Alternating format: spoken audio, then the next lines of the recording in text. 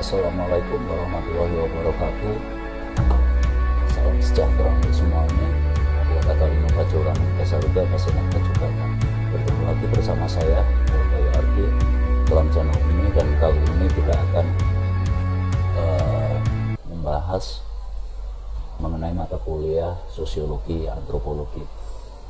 Jika yang lalu kita sudah membahas mengenai interaksi sosial, kita coba bagian-bagiannya interaksi sosial secara lebih detail, karena ketika saya akan membahas kasus, jika secara detail konsep-konsep dasarnya belum, pasti kita akan mengalami kesulitan atau kebingungan atau mengalami ketidakkonsistenan dalam beberapa pengertian tertentu. Saya akan melanjutkan untuk proses sosial atau proses interaksi sosial di sini. Saya mulai dari bagian-bagian dengan interaksi sosial yang asosiatif, dan ternyata setelah saya cek ulang ada banyak juga jenis-jenisnya, dan ini perlu sekali untuk dipahami supaya segala macam yang mengenai interaksi sosial ini kita bisa melihatnya sebagai suatu sebetulnya jenis interaksi sosial yang mana seperti ini, karena begitu banyak interaksi sosial yang nampaknya asosiatif ternyata sebetulnya disosiatif, atau ada semacam berbagai macam seringkali dalam sebuah interaksi sosial, baik dalam suatu kelompok, baik itu kelompok dengan berbagai macam identitas, kesamaan profesi, lalu kemudian berdasarkan daerah asal dan lain sebagainya, itu sangat-sangat banyak sekali yang nampaknya asosiatif ternyata disosiatif, atau di dalamnya bahkan terdapat konflik, dan disitulah kita bisa merasakan dan melihat bagaimana yang namanya sebuah pengkhianatan, bagaimana interaksi sosial itu menyingkirkan satu sama lain ketika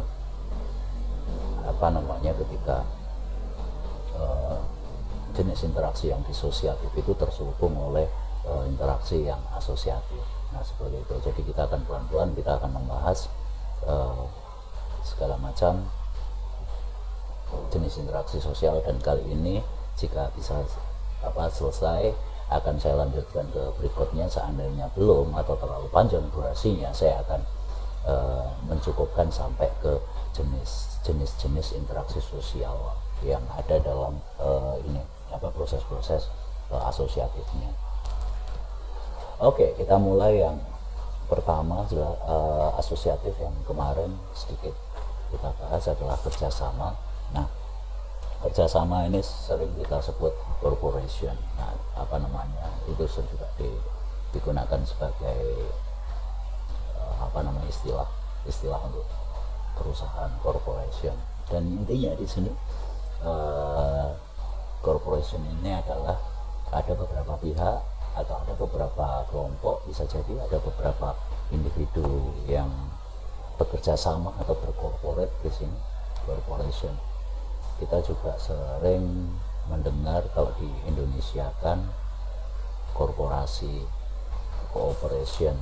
Jadinya ada suatu tindakan, ada operation yang bersama-sama saling bekerja sama.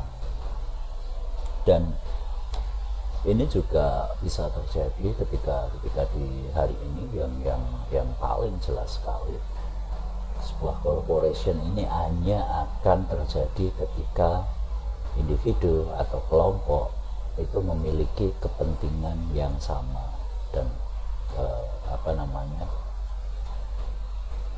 sehingga mereka saling berkoordinasi, saling berkooperasi untuk melakukan sesuatu atau menjalankan sesuatu, apapun itu, baik itu secara ekonomi, baik itu secara politik, atau ya dalam hal-hal atau bidang-bidang lain. Tapi ini salah satu jenis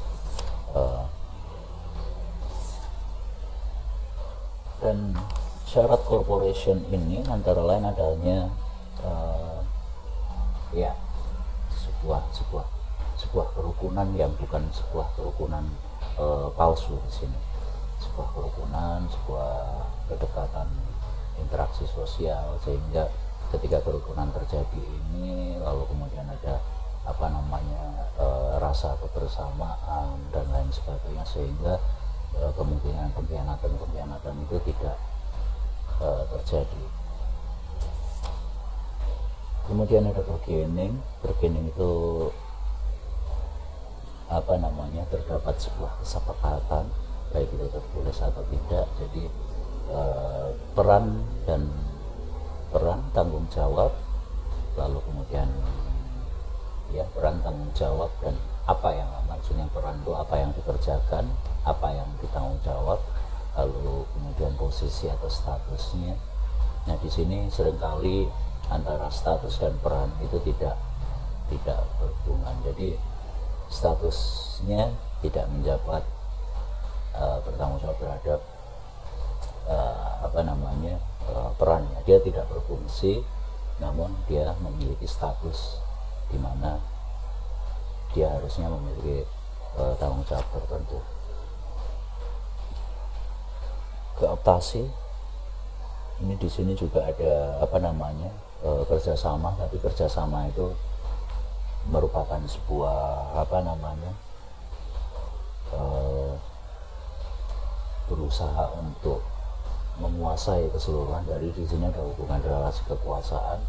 Ketika sebuah kelompok itu mungkin memiliki potensi perpecahan karena perbedaan pendapat, maka harus ada pemegang otoritas untuk mengambil tindakan supaya tujuan-tujuan itu tetap sama. Dan ini biasanya kooptasi ini dilakukan dalam masa-masa penting, atau kalaupun tidak penting, itu sebetulnya di sana ada sebuah ambisi kekuasaan untuk menyamakan persepsi berdasarkan kepentingan pemegang otoritas. Seperti misalnya di Tiongkok, Uni Soviet, terutama di pemerintahan diktator, lalu kemudian pada masa Orde Baru semua dicoba disamakan dalam satu nampaknya memang satu tujuan, tapi ada beberapa hal yang memang harus disingkirkan supaya tidak menimbulkan guncangan. Ini ada tindakan kooptasi di sini, dan ini merupakan bentuk kerjasama tadi ya, mulai kerukunan yang gotong royong, lalu kemudian perjanjian atau kesepakatan, lalu kemudian kooptasi.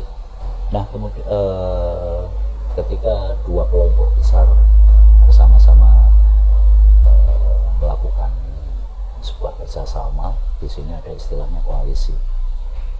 Kombinasi antara dua organisasi atau lebih berkumpul jadi satu, dan ya seperti biasanya dalam sebuah struktur organisasi, walaupun itu nampaknya setara, tapi biasanya ada salah satu yang memiliki struktur yang jauh lebih tinggi, dan di sini ada relasi kekuasaan, ada mana yang lebih berkuasa, ada mana yang dikuasai. Sementara yang dikuasai adalah beberapa orang yang secara politis memang tidak berdaya, namun juga ingin mencari keselamatan, ingin tetap aman dengan nama besar kelompok tertentu, dan kelompok tertentu istilahnya memberikan perlindungan. Hanya saja di sini bergainingnya tadi jenis bergaining atau kesepakatannya pastinya akan berbeda dan bisa dikatakan tidak seimbang. Lalu kemudian ada joint venture. Kalau joint venture di sini ini biasanya di sektor ekonomi atau perusahaan besar. Salah satu contoh biasanya IO atau organizer, atau kalau kita sering melihat film-film yang kolosal, di sana terdapat joint venture yang isinya berbagai macam sebuah kelompok usaha di sana. Misalnya mulai dari kalau dari filmnya ada sutradara, artis dan lain sebagainya, tapi di sisi lain ada yang kostum, ada production house, ada agen artis juga di sana, lalu ada IT-nya dalam istilahnya membuat animasi dan lain sebagainya, sampai pada ya ada detail buat kostum dan lain sebagainya, itu sebuah perusahaan yang berbeda. Belum lagi nanti yang memproduksi, merangkum itu semua biasanya adalah pemilik modal yang cukup besar. Tapi di sana biasa ada joint venture beberapa perusahaan di bidang masing-masing, dan itu nanti dalam menjadi satu sistem yang saling berkolaborasi. Lalu kemudian yang kedua, akomodasi. Akomodasi pun ternyata ada banyak jenis-jenisnya di sini. Jadi di sini adalah sebetulnya merupakan upaya juga untuk menghindari pertentangan. Jadi akomodasi ini adalah bagaimana mengkondisikan sesuatu itu tetap seimbang, usaha untuk mencapai ya biar relatif stabil. Lalu kemudian proses hubungan di sini adalah proses hubungan sosial, dalam arti mengadaptasi lingkungan sekitarnya. Jadi bagaimana itu seseorang atau kelompok menyesuaikan atau melebur dalam suatu lingkup. Dan di sini ada beberapa tujuan dalam kenapa ada terjadi proses akomodasi ini.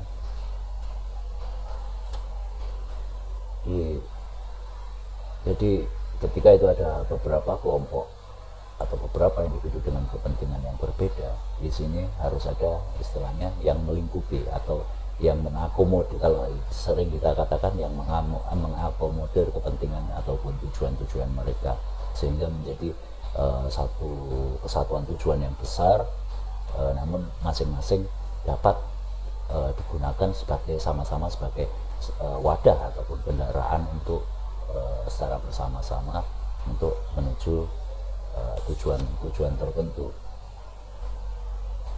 Dan ini memang untuk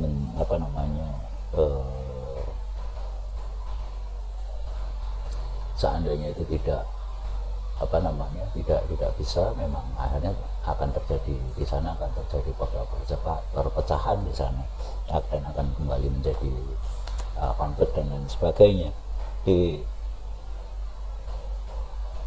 sini dimaksud juga perbedaan itu bisa jadi karena ya perbedaan politis, perbedaan kepentingan,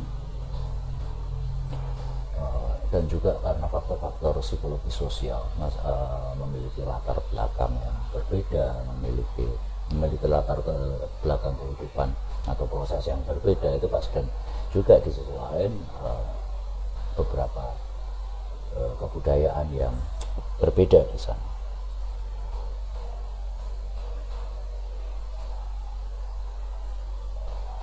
Dan akomodasi ini juga kadang menggunakan beberapa proses sebagaimana misalnya asimilasi dengan membuat perkawinan secara politis, supaya itu nanti semuanya bisa terlingkupi dalam satu satu wadah yang seimbang itu tadi.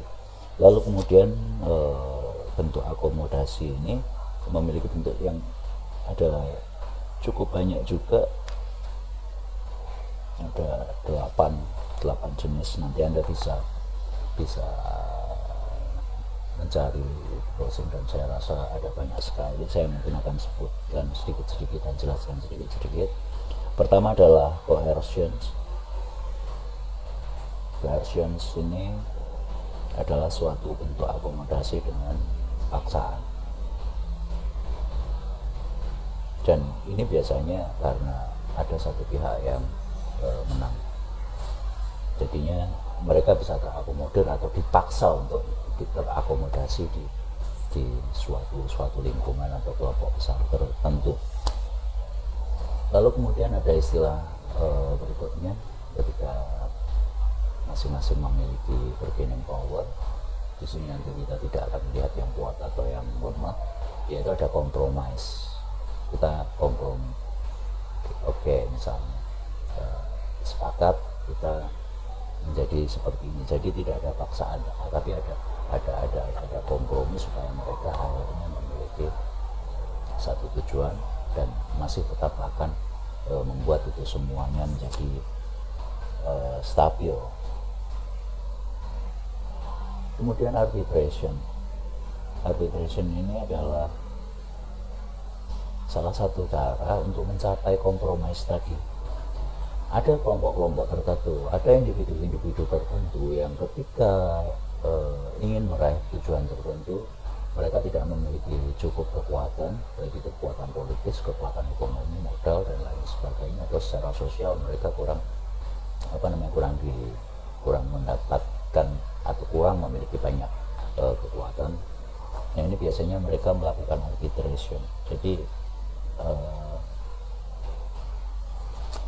dia berusaha untuk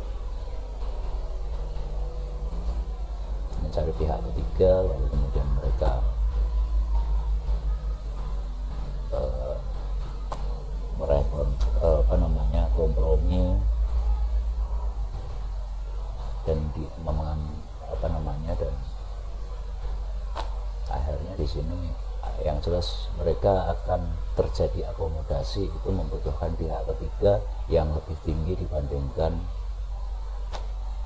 mereka yang sebetulnya memiliki kepentingan yang bertentangan. Dan ini juga bisa nampaknya secara kasat mata, secara terlihat maksudnya itu memang ada sebuah posisi yang menengahi, tapi di sisi lain ada juga yang sebetulnya salah satu pihak itu sudah berkoordinasi dengan pihak yang lebih tinggi tadi, sehingga kepentingan salah satu itu jauh lebih terakomodir dibandingkan dengan kepentingan dua pihak yang berselisih tadi. Mediation itu hampir sama seperti ini, memang benar-benar secara jelas membutuhkan mediasi atau membutuhkan ketika tidak dimediasi ini memang benar-benar tidak akan tercapai. Sementara dengan arbitration tadi segalanya masih agak sedikit gelap. Kadang-kadang yang tadi seperti saya katakan bahwa nampaknya arbitration mediation, tapi sebetulnya arbitration. Jadi meminta bantuan salah satu pihak yang seakan-akan memberikan mediasi. Conciliation ini adalah usaha conciliation atau konsiliasi. Ini usaha untuk mempertemukan keinginan berbagai pihak yang saling bertentangan. Toleransi atau toleransi itu berusaha memaklumi atau melonggarkan pihak lain untuk tetap melakukan sebagaimana kepentingan, sebagaimana haknya, atau istilahnya ada toleransi ketika itu tidak masalah. Dan justru ini ketika toleransi itu semakin tinggi, itu artinya dia adalah seorang pihak yang lebih kuat dan tidak merasa terancam oleh kepentingan atau kegiatan-kegiatan pihak lain. Tapi ketika itu tidak toleransi, itu sebetulnya malah menunjukkan bahwa ada sebuah kegiatan yang sebetulnya tidak mengganggu dan tidak mengancam apapun itu, tapi dianggap mengancam. Dan ini biasanya ada pada pemerintahan yang sangat-sangat represif, pemerintahan yang sangat ketakutan untuk terganggunya sebuah kondisi sosial, walaupun sebetulnya itu tidak memang sebuah proses, tapi bukan sebuah ancaman, perlawanan dan lain sebagainya, sehingga tindakan-tindakan represif itu dilakukan. Dan sebuah sebuah ketidaktepatannya lagi, ketika represi itu banyak dilakukan, ya yang namanya represi pastinya akan melahirkan sesuatu yang sering kita sebut sebuah perlawanan atau resistensi. Karena ketika ditekan terus, dihalangi terus, pasti pihak tertentu tersebut akan melakukan perlawanan, baik itu gerilya ataupun secara frontal. Itu tergantung kekuatan resistensi ini. Ini langsung saya bahas setiap kali ada jenis akomodasi atau sesuatu yang asosiatif tadi, itu oposisinya apa atau lawan katanya apa dan kecenderungannya apa. Kemudian stalemate, ketika dua pihak yang stalemate, ketika dua pihak yang bertentangan itu memiliki kekuatan yang sama dan mereka kedua belah pihak tersebut akhirnya sadar bahwa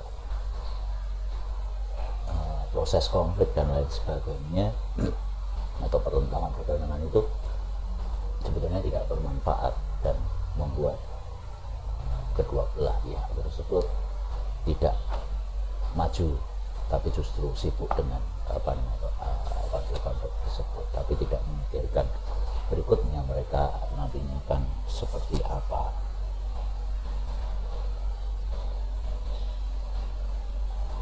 Kemudian adjudication, ini adalah penyelesaian kembali menjadi proses akomodasi atau di dalam yang merupakan bagian dari asosiatif atau usaha untuk bisa tetap menyatu dan kerjasama. Ini yang terakhir adalah adjudication atau menyelesaikan itu secara hukum. Kalau misalnya di negara ya mahkamah internasional, misalnya personal ya ke arah pengadilan. Ketika itu memang tidak bisa diselesaikan secara internal. Ternyata sudah sekitar lebih dari 20 menit.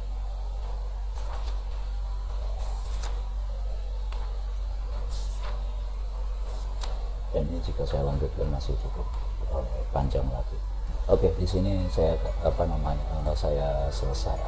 saya cukupkan sekian dulu karena saya tidak memungkinkan untuk membuat video panjang-panjang karena memori dan kapasitas teknologi 4 guna yang saya miliki belum memungkinkan untuk itu, dan kalau terlalu panjang juga ada kemungkinan malah justru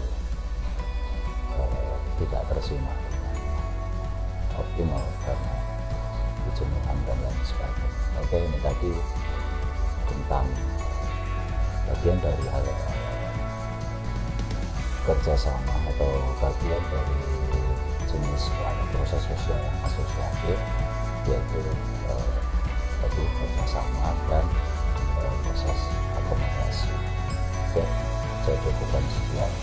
Assalamualaikum warahmatullahi wabarakatuh.